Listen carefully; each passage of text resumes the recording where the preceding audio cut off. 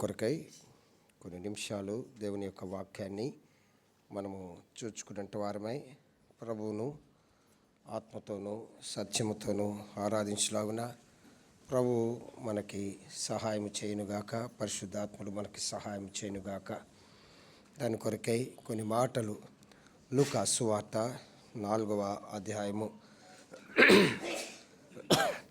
లూకా సువార్త 4వ అధ్యాయము 17వ వచనము నుండి 19వ వచనం వరకు మనము మార్చి చదువుకుందాం.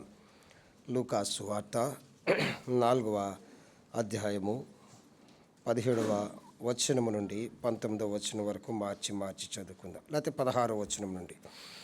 తరువాత ఆయన తాను పెరిగిన నజరేతునకు వచ్చెను. తన వాడుక చొప్పున విశ్రాంతి దినమందు సమాజ మందిరంలోనికి వెళ్ళి చదువుటకై నిలుచుండగా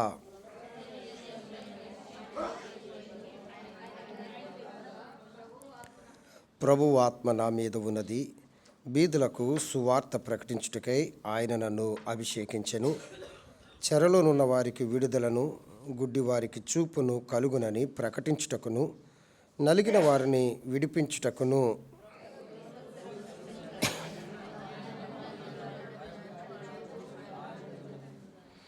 ప్రార్థన చేసుకుందాం. దేవుడు మనతో మాట్లాడలాగున మనం ప్రార్థన చేద్దాం. ప్రేమగల తండ్రి, అత్యంత కృప కనికరమ కలిగిన దేవ, నమ్మదగిన వాడ, నీకు వందనాలు స్తోత్రాలు చెల్లించుకున్నాం.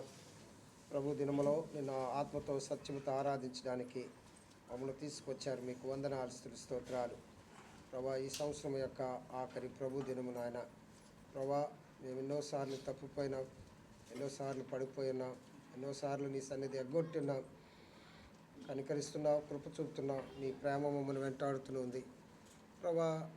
మమ్మలను నువ్వు విడిచిపెట్టలేదు, మమ్మలను నువ్వు మాత్రము కూడా తండ్రి మా చెయ్యి విడిచిపెట్టక నడిపించావు. ఈ సంవత్సరంలో అనేక కార్యాలు నువ్వు మా జీవితాల్లో నూతనముగా మీరు చేశారు. మీకు వందనాలు ప్రభా.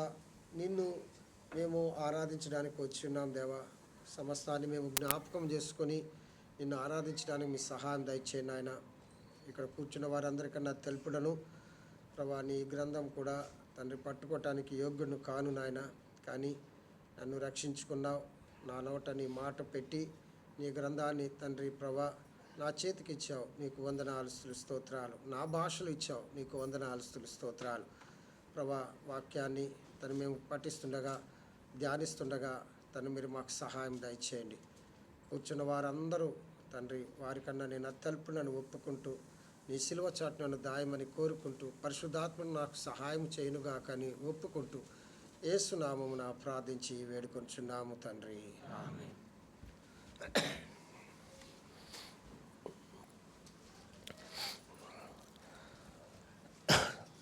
యేసు ప్రభువారు ఈ లోకంలో ఉన్నప్పుడు ఆయనకి ఒక వాడుక ఉంది, ఒక అలవాటు ఉంది. ఏమిటి అంటే సమాజ మందిరమునకు వెళ్ళడం, అంటే దేవుని మందిరమునకు వెళ్ళడం. తన వాడుకలలో ఇదొక వాడుక. ప్రార్థన, పరిచర్య మానక దేవుని మందిరానికి వెళ్ళేవాడు యేసు ప్రభువారు. అందుకని ఆ పదం వాడబడింది 16వ వచనంలో, తన వాడుక చప్పున. అంటే అతనికేం అలవాటు ఉందంటే సమాజ మందిరం ఎప్పుడు మానేసేవాడు కాదు. మనమైతే అనేక రీతులుగా దేవుని సన్నిధాన్ని ఎగ్గొట్టే వారంగా ఉంటాం, లేకపోతే మానేసే వారంగా ఉంటాం. ఈ సంవత్సరంలో మనకి ప్రతి వారం కూడా 52 వారాలు వస్తాయి కదండి. ఆదివారమైనా సోమవారమైనా 52 ఆదివారాలు వస్తాయి కదండి. 52 ఎన్నిసార్లు మన జీవితాలలో ఒక అటెండెన్స్ వేసుకుంటే ఎలా ఉంటుందంటే చాలాసార్లు మనం ఎగ్గొట్టి ఉంటాం కదండి, చాలాసార్లు. ప్రభువారు ఎప్పుడు కూడా దేవుని మందిరం అనగా సమాజ మందిరాన్ని ఆయన మానిలేదు. వాడుక చొప్పున, వాడుక అయిపోయింది ఆయనకి. వాడుక చొప్పున సమాజ మందిరంలోనికి వెళ్ళేవాడుగా ఉన్నాడు. వెళ్ళినప్పుడు ఆ దినాలలో యూదుల మధ్య వారు ధర్మశాస్త్రాన్ని చదివేవారు. దాన్ని యూదులు తోరా అంటారు. ఏమంటారంటే తోరా అంటారు, అంటే ధర్మశాస్త్ర గ్రంథము. అంటే మోషే రాసిన 5 పుస్తకాలని వారు తోరా అంటారు. తరువాత మనము ఆ ధర్మశాస్త్ర గ్రంథం అయిన తర్వాత వారి దగ్గర చిన్న ప్రవక్తలు రాసిన పుస్తకాలు, ఆ యొక్క గ్రంథపు చుట్టలు వారి మధ్య ఉంటాయి. ఆ యొక్క 12 మంది చిన్న ప్రవక్తలు, 4 పెద్ద ప్రవక్తలు వారు రాసిన, ఎక్కువగా వారికి అందుబాటులో ఉన్న ప్రవక్త యొక్క గ్రంథము ఏమిటంటే యెషయా గ్రంథం. యెషయా గ్రంథంని మనము ఒక మాటలో చెప్పుకుంటే ఒక చిన్న బైబిల్, అంటే స్మాల్ బైబిల్ అంటారు. అంటే 66 అధ్యాయాలు దాంట్లో ఉన్నాయి అనే ఆ చిన్న, ఎక్కువగా వారు ఆ యొక్క గ్రంథపు చుట్టను తీసి, యెషయా గ్రంథపు చుట్టను తీసి, ఆ ప్రవక్త రాసిన గ్రంథాన్ని తీసి వారు చదివేవారు ఉన్నారు. యేసు ప్రభువు వారు కూడా తన యొక్క వాడుక చొప్పున సమాజ మందిరంలోనికి వెళ్ళి ఆ యొక్క గ్రంథాన్ని తీసి చదువుతున్నాడు. ఏ పుస్తకం వచ్చిందంటే యెషయా పుస్తకం వచ్చింది. యెషయా పుస్తకంలో నుండి తీస్తున్నాడు. ఎందుకు? యేసు ప్రభు వారి గురించి ఎక్కువ ప్రవచనాలు ప్రవచించిన ప్రవక్త ఎవరు అంటే యెషయా భక్తుడే. ఎందుకంటే యెషయా భక్తుడే. యేసు ప్రభు వారి యొక్క పుట్టుకను గూర్చి యెషయా ప్రవచించాడు. యేసు ప్రభు వారు ఎక్కడ పుడతాడు, ఏ వంశం నుండి పుడతాడు అనేది కూడా యెషయా ప్రవచించాడు. అలాగే యేసు ప్రభు వారు ఏమి చేయడానికి వస్తారు అన్నదాన్ని కూడా యెషయా ప్రవచించారు.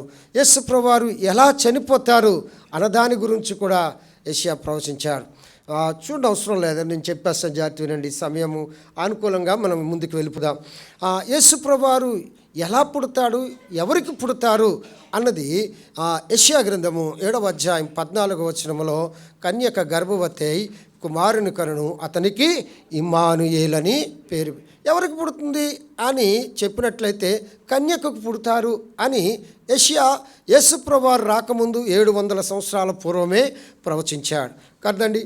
ఎవరికి పుడతారు? కన్యకు. అది ఊర్ధ్వలోకమంతా ఎత్తైనా సరే, పాతాళ లోకమంతా లోతైనా సరే, అటువంటి గొప్ప సూచన ఇక ప్రజలలో జరగదు అని యెషయా ప్రవచించాడు. తన పుట్టుకను గూర్చి, యేసు ప్రభు వారి పుట్టుకను గూర్చి ప్రవచించాడు. మరి ఎవరికి, ఏ వంశం నుండి పుడతారు అని యెషయా ప్రవచించినప్పుడు, యెషయా పుస్తకము 11వ అధ్యాయము 1వ వచనములో యెస్సై సిగురు నుండి ఏం పుడుతుందండి? యెస్సై మొద్దు నుండి ఏం పుడుతుందండి? చిగురు పుడుతుంది.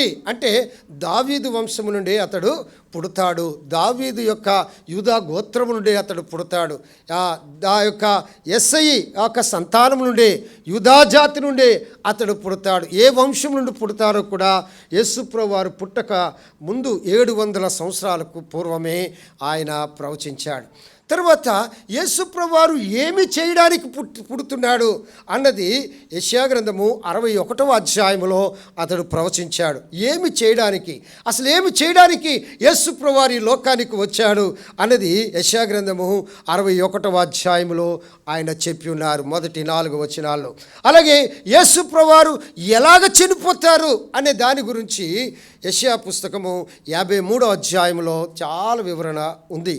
అలాగే యేసు ప్రభు వారు తరువాత ఆయన వచ్చినప్పుడు ఈ లోకము ఎలా ఉంటుంది ఆయన రెండవ రాకడలో అంటే యెషయా గ్రంథం 35వ అధ్యాయంలో అది చెప్పబడింది. అంటే యేసు ప్రభు వారిని గూర్చిన సంపూర్ణమైన వివరణ ఇచ్చిన ప్రవక్త ఎవరైనా ఉన్నారు అంటే ఎవరున్నారు? యెషయా. అలాగే మీకా కూడా ప్రవచించాడు.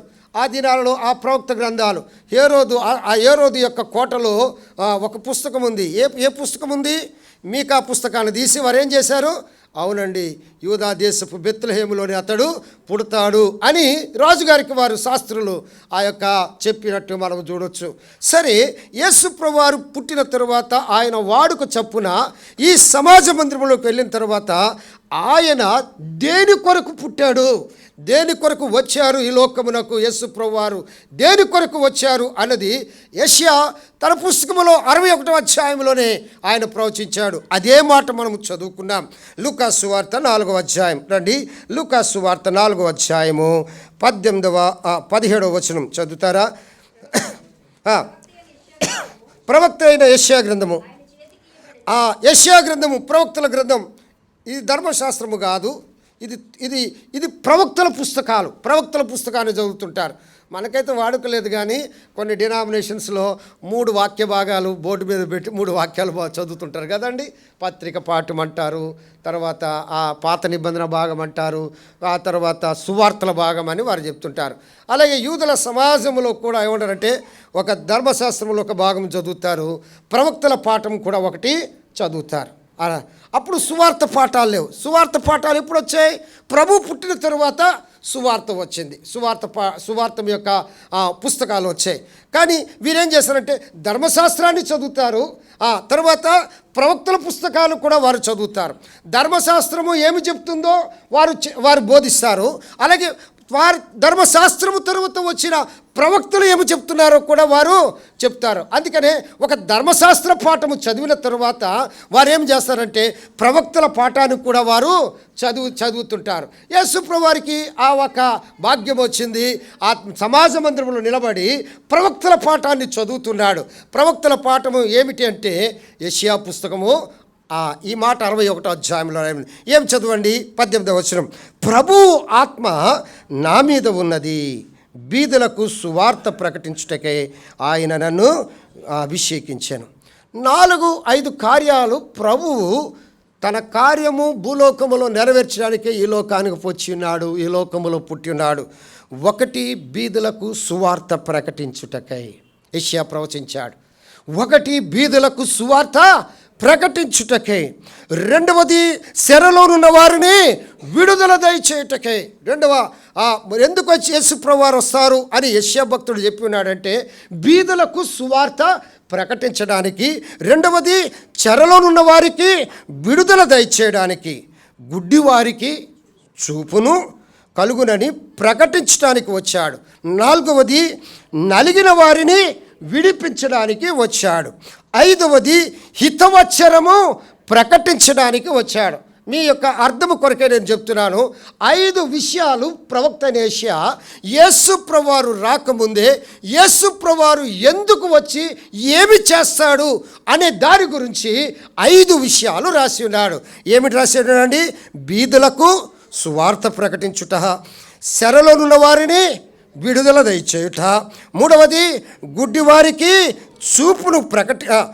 చూపు కలుగునని ప్రకటించుట, 4వది నలిగిన వారిని విడిపించుటకు, 5వది ప్రభువు హితవచనమును ప్రకటించుటకు ఆయన నన్ను ముగింపు ఎలా చేస్తున్నారండి? ఆయన నన్ను రండి. యెషయా గ్రంథము 61వ అధ్యాయం, యెషయా పుస్తకం 61వ అధ్యాయం చదువుదామా? ఆ మాటలన్నీ ఇక్కడ మనము చదవచ్చు. మొదటి వచనం చదువుదాం, అందరం కలిపి చదువుకుందాం. యెషయా పుస్తకం 61వ అధ్యాయము మొదటి వచనం అందరం కలిపి చదువుదామండి. ప్రభువు యెహోవా ఆత్మ నా మీదకి వచ్చినది, దీనులకు సువార్తమానం ప్రకటించుటకు యెహోవా నన్ను అభిషేకించెను. నలిగిన వారి హృదయము దృఢపరచుటకును, చెరలున్న వారికి విడుదలను, బంధింపబడే వారికి విముక్తిని ప్రచురించుటకు. 2వ వచనం, యెహోవా హితవచనము మన దేవుని ప్రతిదండన దినం ప్రకటించుటకును, దుఃఖాక్రాంతులందరినీ ఓదార్చుటకును. చాలండి. ఇంకెక్కువ రాశాడు, కానీ యేసు అక్కడ రాయబడిందంటే ఒక 5 విషయాలు క్లుప్తముగా ప్రభు యొక్క రాక, ప్రభు యొక్క పుట్టుక, లేక ప్రభు మన కొరకు ఎందుకు వచ్చాడు. యెషయా 700 సంవత్సరాల కొరకు మొదటిది ఏమిటండి? బీదలకు సువార్త. అంటే చాలామంది ఐశ్వర్యవంతులకు సువార్త అక్కర్లేదనా? కాదు, దాని అర్థం అది కాదు. 2 రకాలైన బీదరికాలు ఉన్నాయి. 2 రకాలైన బీదరికాలు ఈ ప్రపంచంలో ఉంది. ఒకటి ఏ బీదరికమో తెలుసండి? భౌతిక అంటే సామాజికమైన బీదరికం, ఉండి కూడా లేని స్థితి, దాన్ని అంటారు, లేని స్థితి అంటారు. 2వది ఆత్మీయమైన బీదరికం. ఈ రెండింటిని టాలీ చేసుకుని అతడు యెషయా ప్రవక్త రాసి ఉన్నాడు. బీదరికం అంటే ఏమిటో తెలుసా? బీదరికం అంటే ఉదాహరణకి నాకు మంచి ఆలోచన ఉంది. ఒక షాప్కి వెళ్ళాను, ఒక మంచి షర్టు ప్యాంటు లేకపోతే నాకు నచ్చింది తీసుకోవాలని ఆశపడుతున్నాను. 31st నైట్ వేసుకోవాలనుకున్నాను, లేకపోతే ఫస్ట్కి వేసుకోవాలనుకున్నాను. నేను వెళ్ళాను, అడిగాను ఆ ప్యాంట్ ఎంత అండి అన్నాడు. ఆ ప్యాంట్ 3,000 అండి అన్నాడు. ఆ తర్వాత ఏమన్నాడు, ఈ షర్ట్ ఎంత అండి అని అడిగాను. ఈ షర్ట్ ఎంత అంటే ఇది ఒక 2,000 అండి అన్నాడు. ఎంత అయింది అక్కడికి? 5,000. బాగా లెక్కలు తెలుసు మీకు. 5,000 అయింది కదా. నా దగ్గర ఎంత ఉంది? నేను 2,000 తీసుకెళ్ళాను, కానీ దాన్ని కొనలేని స్తోమత నాకు ఉంది. ఆ బీదరికంలో ఉన్నాను, దాన్ని పొందుకోలేని బీదరికంలో ఉన్నాను. నాకు ఇష్టమైంది కానీ నేను దాన్ని పొందుకోలేని బీదరికంలో ఉన్నాను. అది భౌతికమైన బీదరికం. ఆత్మీయమైన బీదరికం ఏమిటి అంటే మనము నిజదేవుణ్ణి ఎరగకుండా ఉండుటే ఆత్మీయమైన బీదరికం. మనకు తెలుసు ఆయన అన్నీ ఉచితం అంటాడు, కానీ మనం అన్నీ కొనుక్కొని దేవుని దగ్గరికి వెళ్దాం అనుకుంటున్నాం. అంటే ఏమిటండి? బంగారం వేద్దామని, లేకపోతే తలనీళ్ళు ఇద్దామని, లేకపోతే టెంకాయ కొడదామని, లేకపోతే ఏదో చేద్దామని, ఆయనకి ఇంత ధనం వేసేస్తే, ఇంత ఐశ్వర్యం వేస్తే, ఇంత బంగారం వేస్తే, ఇంత భూమి రాస్తే నాకు పరలోకము వస్తుంది అనుకుంటున్నాడు మానవుడు. అది ఆత్మీయమైన బీదరికం. దీనికి ఎంత డిఫరెన్స్ ఉందో తెలుసండి. అది కొనలేని స్తోమత నా దగ్గర ఉంది, కానీ ఇది నాకు ఉచితముగా వచ్చిన తీసుకోలేని బీదరికంలో ఉన్నాను. అర్థమైందా మీకు? భౌతికమైన బీదరికం ఎలా ఉందంటే 5,000 చెప్పాడు, నా దగ్గర 2,000 ఉన్నాయి, దాన్ని నేను పొందలేని బీదరికం. ఇది భౌతికమైన బీదరికం. కానీ ఆత్మీయమైన బీదరికము ఏమిటి అంటే అది ఉచితముగా వచ్చినా కూడా పొందలేని బీదోడిని, నేను అనుభవించలేని బీదోడిని. అర్థమైందండి? అనుభవించలేని బీదవాడిని. ఒకవేళ ఆ షాప్ అన్నాడు అనుకోండి, తీసుకెళ్ళండి సార్ అంటే ఎంత సంతోషపడుతున్నాను. అదే మాట ప్రభువు చెప్తున్నాడు, అనుభవించాయా, రక్షణను అనుభవించు, ఆ బీదరికం నుండి బయటకు రా అంటే దీన్ని నేనేం తోస్తున్నాను? త్రోసి వేస్తున్నాను. ఇటువంటి వారికి సువార్త ప్రకటించడానికి ఆయన వచ్చాడు. బీదలకు ఆత్మీయమైన ఆయన ఇచ్చినది అన్నీ కూడా ఉచితమే, ఏమీ అవసరం లేదు. యేసు ప్రభువా నేను పాపిని అంటే చాలు, ఆయన నీకు ఉచితముగా ఇస్తాడు. ఏమిటి సువార్త అంటే? సువార్త అంటే ఏమిటి? నిన్ను దేవుని దగ్గరికి తీసుకెళ్ళేది, నిన్ను నీ పాపములను క్షమించేది. నీ కొరకు ఒక వ్యక్తి పుట్టాడు, జీవించాడు, మరణించాడు, తిరిగి లేచాడని విశ్వసించడమే, యేసునందు విశ్వసించడమే. ఇది ఉచితం. బీదలకు సువార్త ప్రకటించడానికి అందరూ కూడా, ఎంత ధనవంతుడైన బీదరికంలోనే ఉన్నాడు. ఏ బీదరికం? ఆత్మీయమైన బీదరికం. ఏ బీదరికంలో ఉన్నాడు? దేవుడిని ఎరగలేని బీదరికంలో ఉన్నాడు. దేవుడిని ఎరగకపోవటం కూడా బీదరికమే. ఉచితముగా వచ్చినది కూడా పొందకపోవటము కూడా బీదరికమే. దేవుడు అన్నిటిని ఉచితముగా ఇచ్చాడు. ఇతరుల వలే కాదు, మీరు అది ఇవ్వండి మీకు మోక్షం వస్తుందని యేసు ప్రభువారు ఎక్కడ చెప్పలేదు. మీరు ఇది ఇవ్వండి మీకు మోక్షం ఇస్తారని యేసు ప్రభువారు ఎక్కడ చెప్పలేదు. నా ప్రభువు చెప్పిందంటే మీరు ఒకటిస్తే చాలు, నా కుమారుడా నీ హృదయము అది ఇస్తే చాలు. మొదట ఆయన ఎందుకు వచ్చారో తెలుసండి? బీదలకు సువార్త ప్రకటించడానికి ఆయన వచ్చాడు. నీకు నాకు సువార్తను తీసుకొచ్చాడు. ఇదిగో ప్రజలందరికీ కలగబోవు మహా సంతోషకరమైన సువార్తమానం. అందరికీ ఈ సువార్త, అందరికీ సువార్త. యేసునందు విశ్వాసం ఉంచితే చాలు. ఆత్మీయమైన బీదరికములో మానవుడు ఉన్నాడు. ఆత్మీయమైన నిజదేవుని తెలుసుకొని బీదరికములో ఉన్నాడు. నిజ రక్షకుని ఎరగని బీదరికములో ఉన్నాడు. అటువంటి వారికి దేవుడు ఏమి చేశాడంటే యేసయ్య సువార్త ప్రకటించడానికి వచ్చాడు. ఏంటంటే పర్వాలేదు, ఇక నీ బీదరికం, ఆత్మీయ బీదరికానికి నేను వెల కడతానన్నాడు. నేను క్రయము చెల్లిస్తానన్నాడు. నీవు కొనలేనిది, నువ్వు పొందలేనిది నేను ఇస్తానన్నాడు. ఆత్మశాంతి నీకు లేదు, ఆత్మశాంతి నీకు ఇస్తాను. రక్షణ నీకు లేదు, రక్షణ నీకు ఇస్తాను. నీవు శిక్ష అనుభవించాలి పాపానికి, ఆ శిక్ష నేను అనుభవిస్తాను. నువ్వు ఏదైతే కొనలేవో అది నేను నీకు కొని ఇస్తాను. ఆయన మనుషులను కొని అంటాడు కదండి. తన రక్తముతో కొన్నాడు. ఆయన సామాన్యమైనది కాదు, తన రక్తముతో కొన్నాడు. అందుకే అంటాడు కదా, బీదలకు సువార్త ప్రకటించడానికి ఆయన వచ్చాడు. ఈ ఉదయ కాలంలో ప్రభుని ఆరాధించడానికి నీవు నేను కూడా ఒక్క మాట, ప్రభువా నిన్ను ఎరగలేని బీదరికంలో ఉన్నప్పుడు నీ సువార్త ద్వారా నన్ను రక్షించుకున్నావు, నీకు వందనాలు ప్రభువా.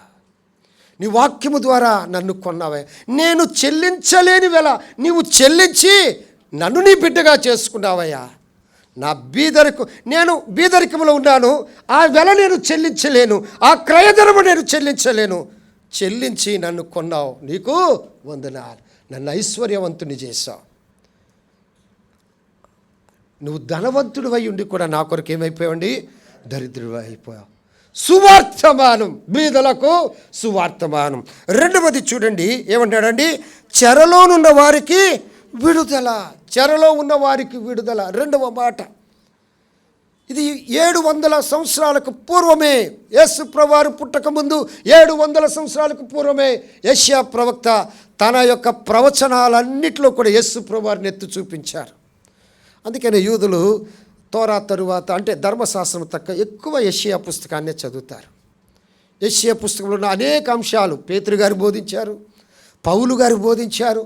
అపోస్తల కార్యములు అనేక పర్యాలు కూడా ఆ వచనాలు ఎత్తి చూపిస్తూ ఉంటారు. అర్థమైందండి.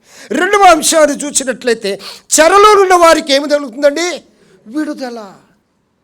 యేసు ప్రభువారు ఎందుకు వచ్చారు తెలుసా? నీకు మంచి వార్త తీసుకురావడానికి పుట్టాడు, నీకు మంచి వార్త తీసుకురావడానికి లోకానికి వచ్చాడు. పాపులను రక్షించుటకు క్రీస్తు యేసు ఈ లోకమునకు వచ్చిన వాక్యము నమ్మదగినది, పూర్ణాంగీకారమునకు యోగ్యమై ఉన్నది. యోగ్యమైన సువార్త తీసుకొచ్చాడు, సంతోషకరమైన సువార్త తీసుకొచ్చాడు. పాపికి ఎంతో ఆనందకరమైన సువార్తను తీసుకొచ్చాడు. ఈ సువార్త ఎటువంటిదంటే యోగ్యమైనది, అంగీకరించదగినది, నమ్మదగినది, మంచి సువార్తనాన్ని తీసుకొచ్చాడు.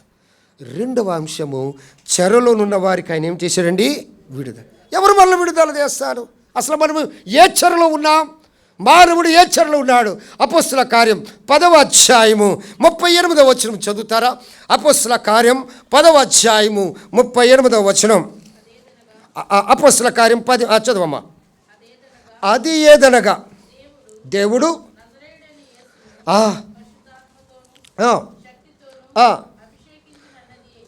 అభిషేకించునది నజరేయుడగు యేసును.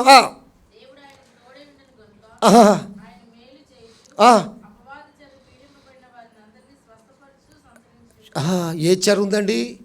అపవాది చెరలో ఉన్నాం, సాతాను యొక్క చెరలో ఉన్నాం.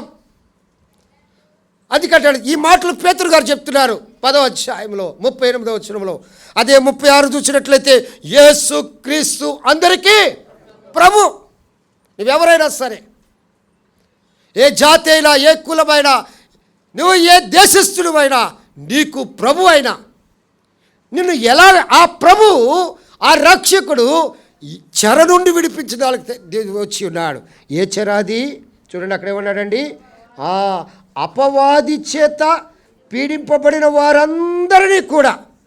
ఏ చెరలో ఉన్నారు? అపవాది చెరలో ఉన్నారు, సాతాను చెరలో ఉన్నారు. అక్కడ ఒకటే సిక్కిదలు ఉంది, సాతాను చెరలో ఉన్నారు, మరణ చెరలో ఉన్నారు. దేవుడు మనలను మొదటగా, ప్రభా ఆత్మీయమైన బీదరికము, నిన్ను తెలుసుకోలేని బీదరికములో ఉన్నప్పుడు నాకు నీ సువార్త ద్వారా నన్ను ఐశ్వర్యవంతుని చేశావు, నీకు వందనాలు. రెండవది, చెరలో ఉన్న నన్ను విడుదల దయచావు. చెరలో ఉన్నది నన్ను విడుదల దయచేశావు. పాపం అనే చెరలో ఉన్నావు. పాపము చేయు ప్రతివాడును పాపమునకు దాసుడు. పాపము చెర అది, సాతాను చెర. సాతాను నిన్ను పట్టి పీడిస్తున్నాడు. సాతాను యొక్క ఉరులు కురులు అన్నీ కూడా నీ చుట్టూ అలుముకున్నాయి. సాతాన్ని జయించడం నీకు చేత కాదు, నాకు చేత కాదు. కానీ నన్ను దాని నుండి విడిపించడానికి ఏమైందండి? ఎవరు? ప్రభు వచ్చి ఉన్నాడు, పుట్టి ఉన్నాడు. ఆ రక్షకుడు, ఆ విమోచకుడు నా కొరకే పుట్టి ఉన్నాడు. చూడండి ఎటువంటి అండి, చెరలో ఉన్న వారిని అపవాది చేత పీడ. ఒక వ్యక్తి ఉన్నాడు, ఆయన ఎప్పుడు సమాధుల్లోనే ఉన్నాడు, సాతాను చేత పీడించబడుతున్నాడు. 1-2 దెయ్యాలు కాదు, అనేక దెయ్యాలు అతను బట్టే తను తాను గాయపరుచుకున్నాడు, సమాధులలో కేకలేస్తున్నాడు. అంత మాత్రమే కాదు, అతను చూసిన వారందరూ పరుగు పెడుతున్నారు, భయపడిపోతున్నారు. అటువంటి వ్యక్తిని ఏం చేశారు? ప్రభువారు వచ్చారు, ఆ సేనా పట్టిన దెయ్యం వ్యక్తిని ఏం చేశాడండి? విడిపించాడు. మార్కు సువార్త 5వ అధ్యాయంలో. అతడు స్వస్థ చిత్తుడై యేసు పాదముల యొద్ద కూర్చుండెను అని ఉంది అక్కడ. చెరలో ఉన్నాడు. తాను వేటితో కట్టిన, వేటితో బంధించిన అవే తృణప్రాయం అయిపోయింది అతనికి. అంతే మన జీవితం, అంతే. మరణ సాయలో ఉన్నాం. సమాధుల జీవితం, జీవము లేని జీవితం, దేవుని ఆత్మ లేని జీవితం.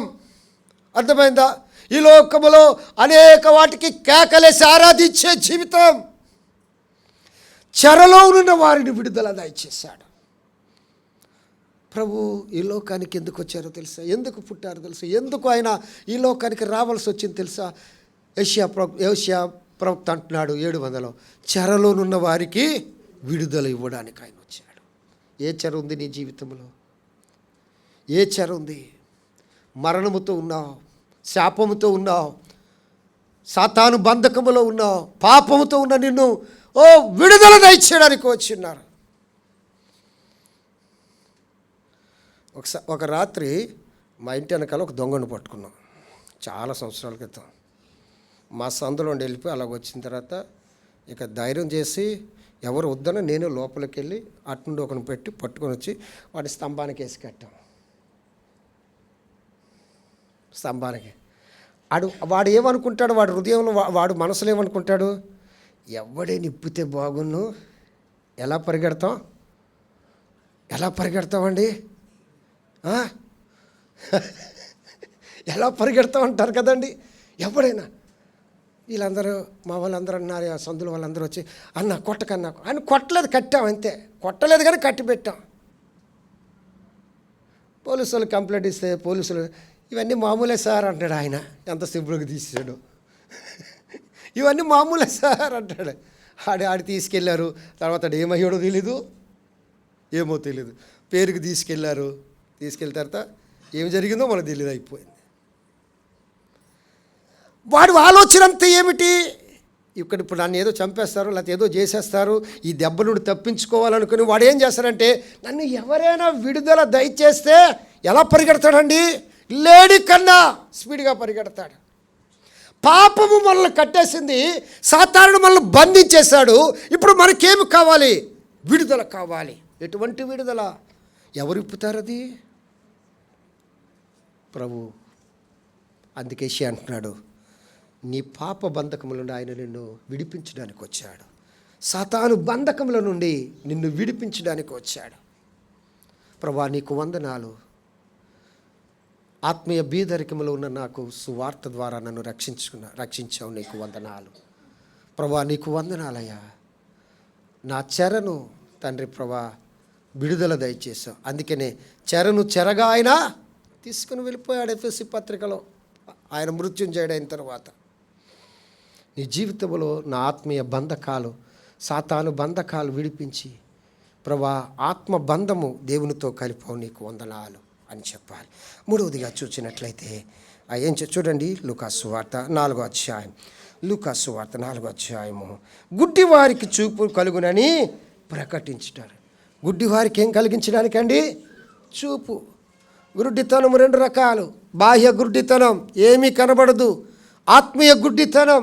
ఈ యుగ సంబంధమైన దేవత వారి మనోనేత్రాలకు ఏమి కలిగించింది? గుడ్డితనం. అంటే గుడ్డితనం ఏం చేస్తుంది? ఇప్పుడు ఒకళ్ళు గుడ్డివాడు ఉన్నాడు అనుకోండి, వాడికి ఏం చెప్తారు? ఇది ఏ కలర్ అంటే ఏం చెప్తున్నాడు? ఆడికి కనబడింది ఆ కలరే. ఏ కలర్ అండి? ఆడికి ఏ కలర్ చూపించినాడు, కనబడేది ఏ కలరు? బాగా చెప్తున్నారు. ఏ కలర్ అండి?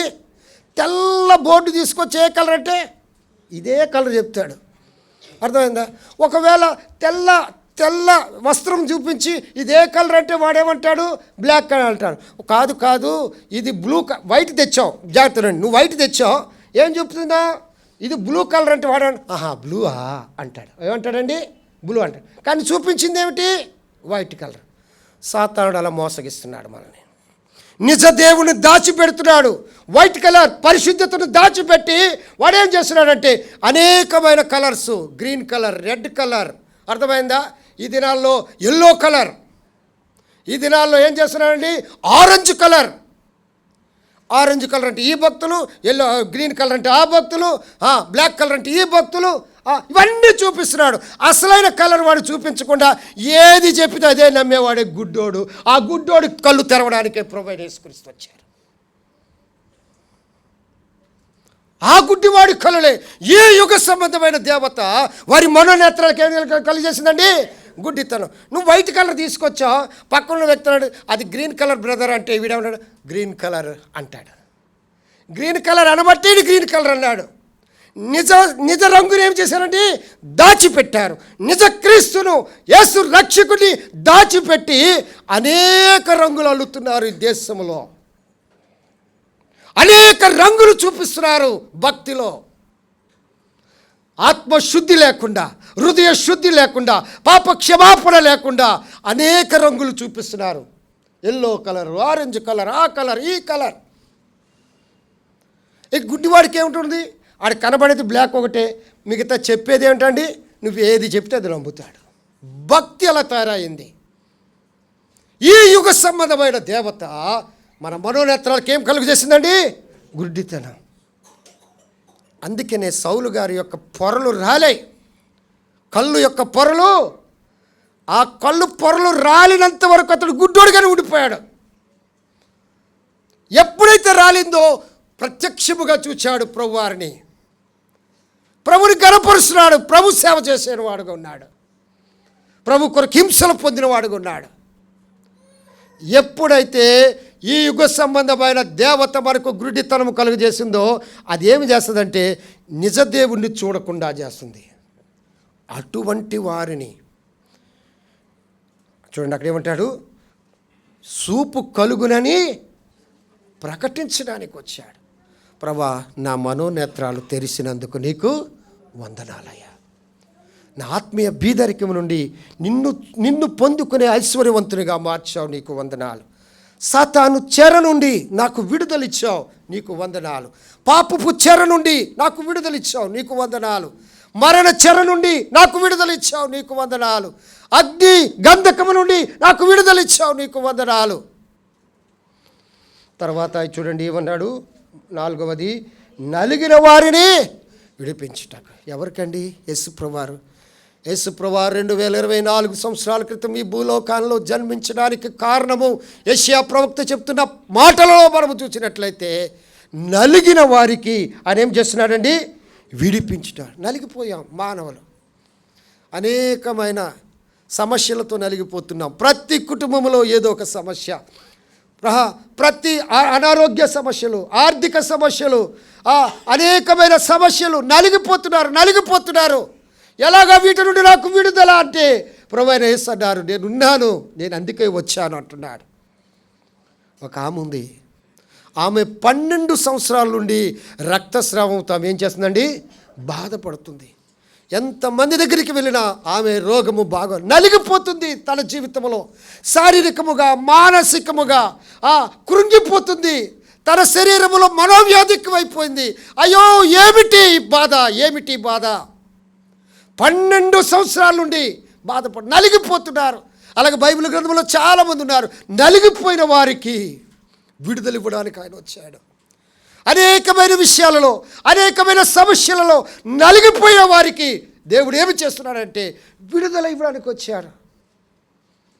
ఆమె అనుకుంది, నా యొక్క రోగానికి ఇక నయము కాదేమో అనుకుంది.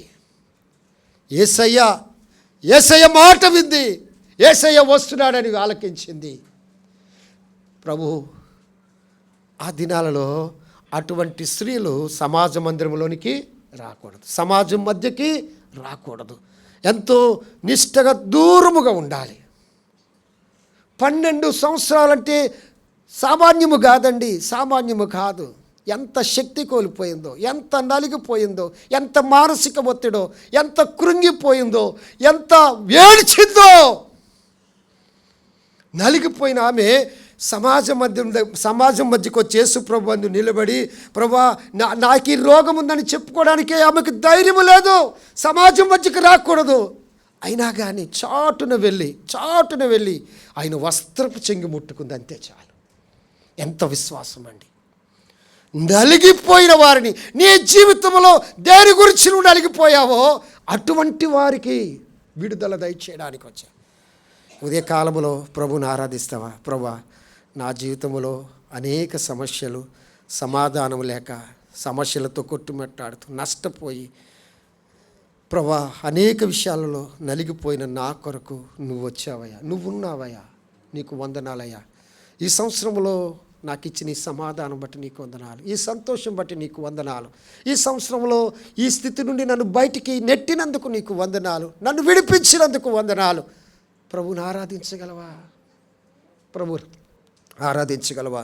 చూడండి, తర్వాత ఏమన్నాడు 19వ వచనంలో, లూకా సువార్త 4వ అధ్యాయం 19వ వచనంలో ఏమన్నాడండి?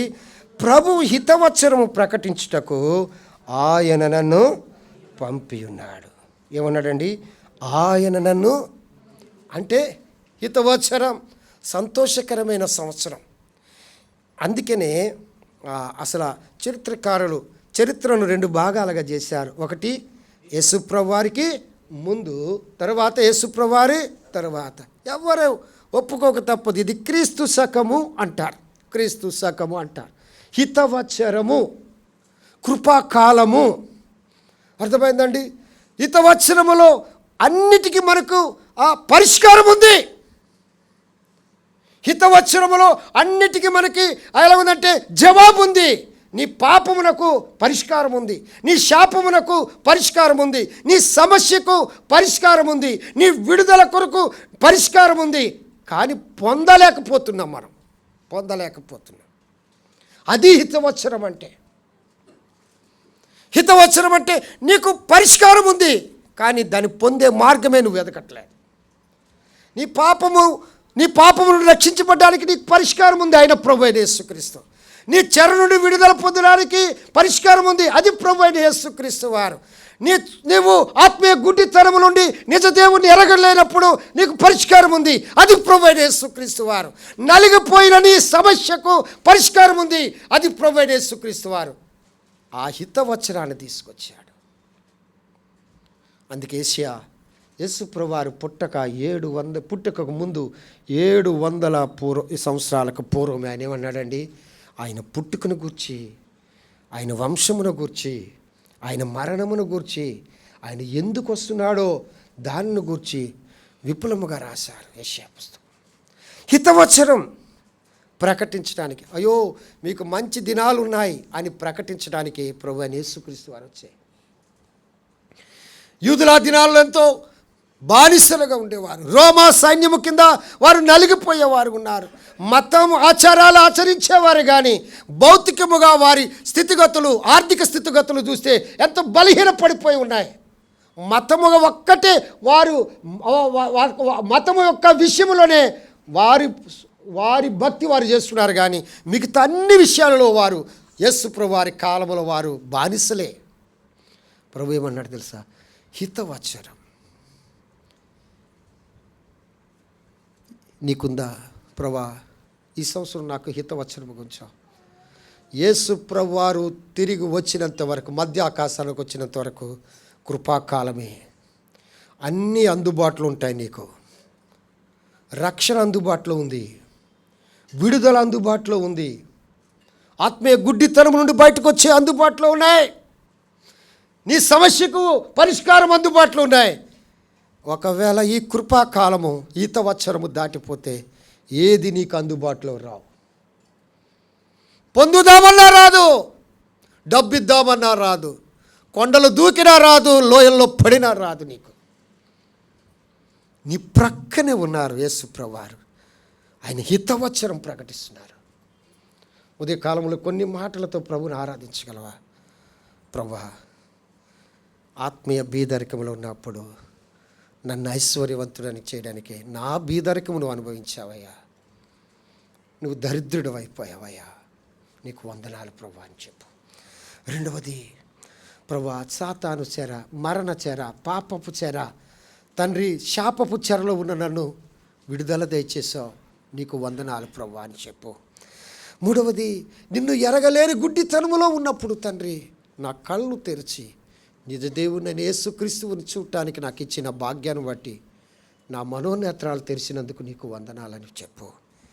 4వది, ఎంత నలిగిపోయాను ప్రభా, 12 సంవత్సరాలు నలిగిపోయాను. ఒకవేళ నీ సమస్య కొన్ని 12కి ఇంకా ఎక్కువ కావచ్చు, 12కి తక్కువ కావచ్చు. ఇన్ని సంవత్సరాలు నలిగిపోతున్నాను. మనోవ్యాధ, మానసిక వ్యాధ, శారీరకముగా కృంగుదల, ఇలా నలిగిపోతున్న నా కొరకు కూడా నువ్వే జవాబు నాయన, నీకు వందనాలు ప్రభా.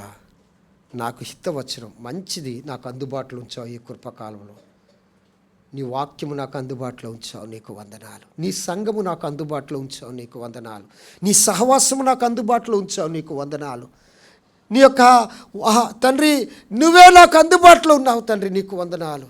నా ప్రక్కనే ఉన్నావు ప్రభా. నేను కొండెక్కనే అవసరం లేదు ప్రభా, నేను లోయలోనికి దిగన అవసరం లేదు అయినా, నేను యాత్ర చేయని అవసరం లేదు ప్రభా, లేకపోతే నేను ఎక్కడో నిన్ను వెతకని అవసరం లేదు ప్రభా. నా ప్రక్కనే ఉండి నాకు సమీపముగా ఉండి నాకు హితవత్సరము ఇచ్చిన దేవా నీకు వందనాలని ప్రభుని మనం ఆరాధిద్దాం. ప్రభు ఈ మాటలు దీవించునుగాక. ఆమేన్.